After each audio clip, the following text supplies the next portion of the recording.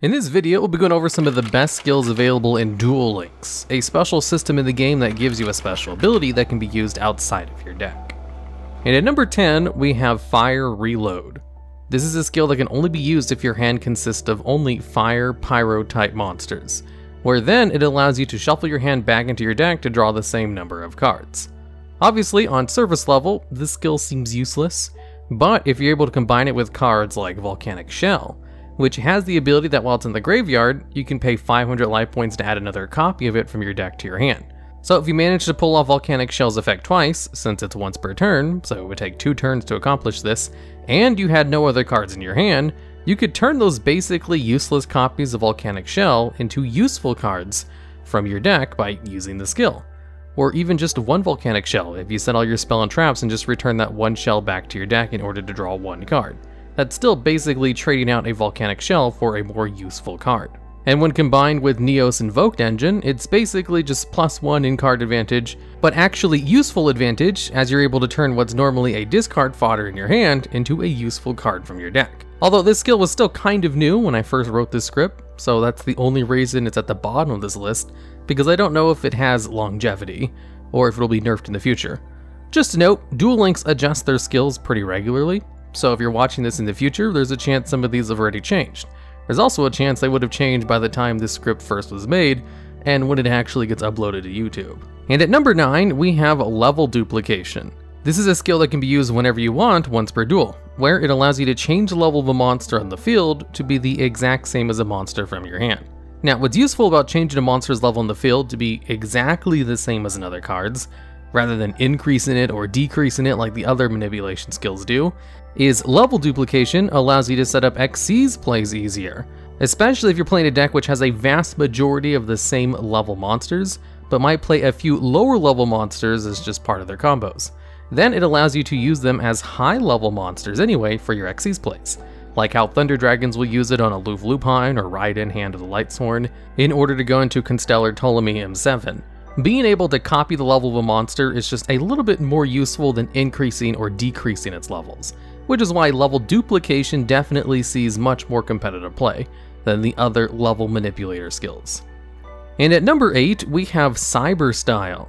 This is a skill that can potentially allow you to summon 3 monsters from outside your deck, but with a whole bunch of caveats. Basically, you need to have less than 2,000 life points, then you get 2 Proto-Cyber Dragons in face-up attack position, but they can't be tributed, and they don't let you special summon other monsters except fusion summoning, nor attack except with fusion monsters, plus you can play an additional Proto-Cyber Dragon if your life points are 1,000 or lower, so you have the potential to fill up your field with 3 Proto-Cyber Dragons.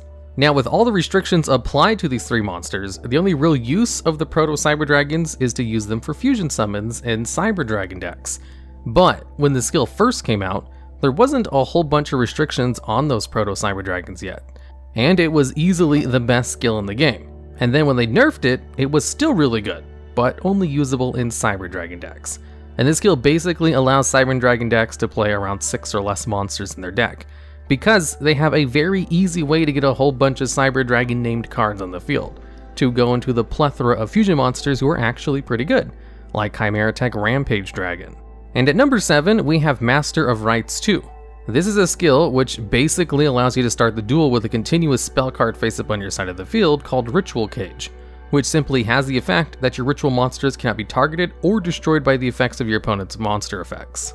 Now, normally, Ritual Cage isn't a good card, but if you get the card for free from a skill, then it's actually amazing, because it provides some really good protection for your ritual monsters, and also just gives you a free card on the field which can be used as a resource, with cards like Parallel Twister.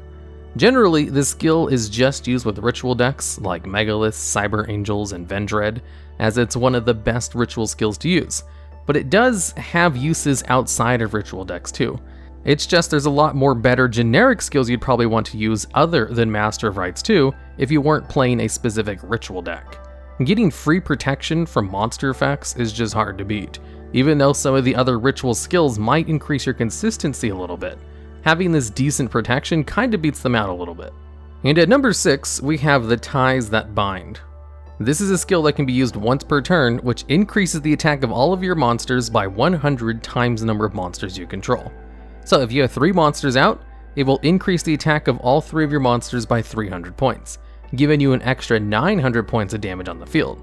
And since you don't have to do anything special to activate this, and you can just do it every turn for free, this is one of the best generic skills you can take if you're playing a deck that just can't make use of any other skills, and just need a little bit extra damage each turn. Because most of the time, just getting 100 extra points of damage can allow you to beat over a monster that might win you the game occasionally.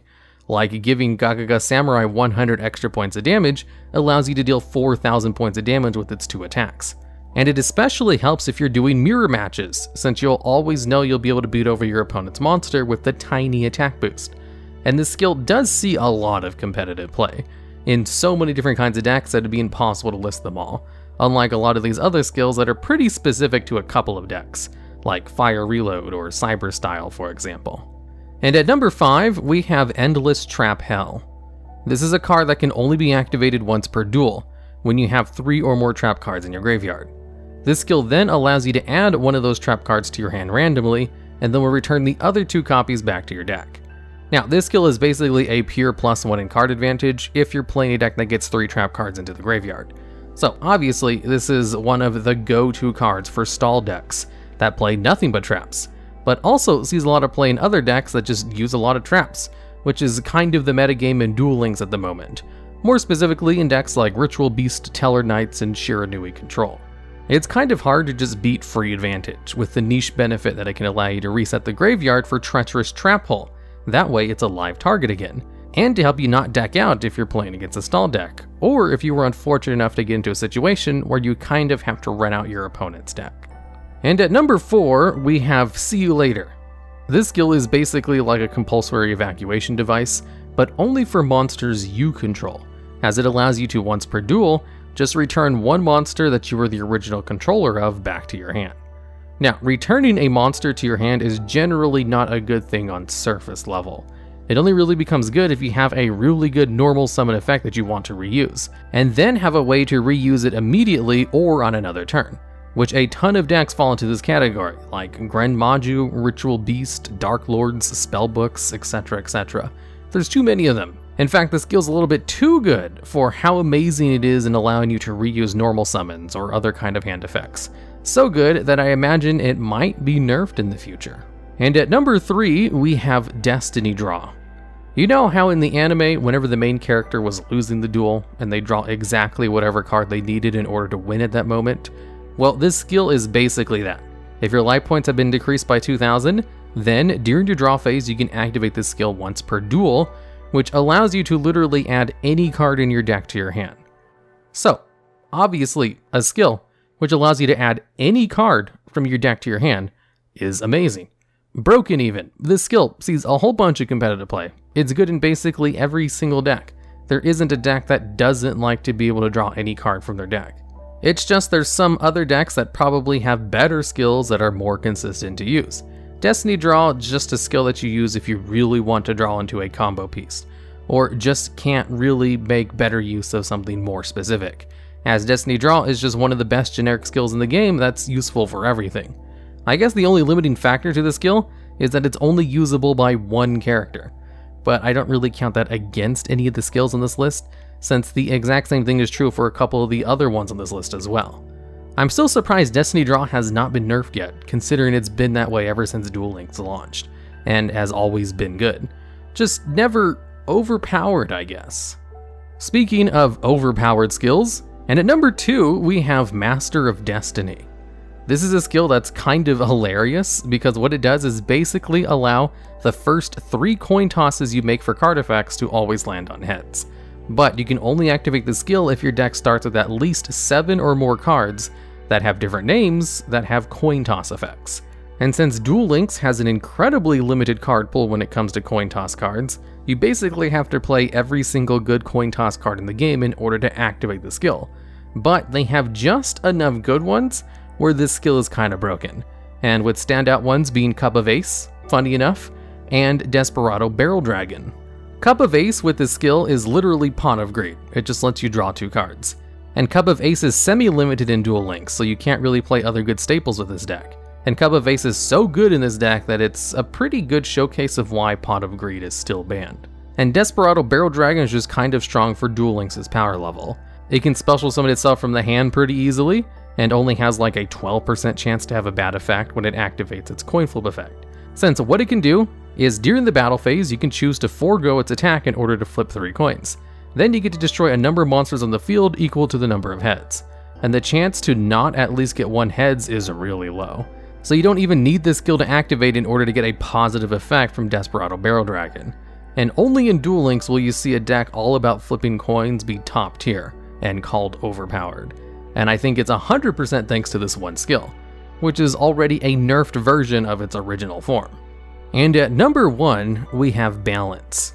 This is a skill that I really wish was in just the normal game, because it basically makes it so you can't brick if you have this ability.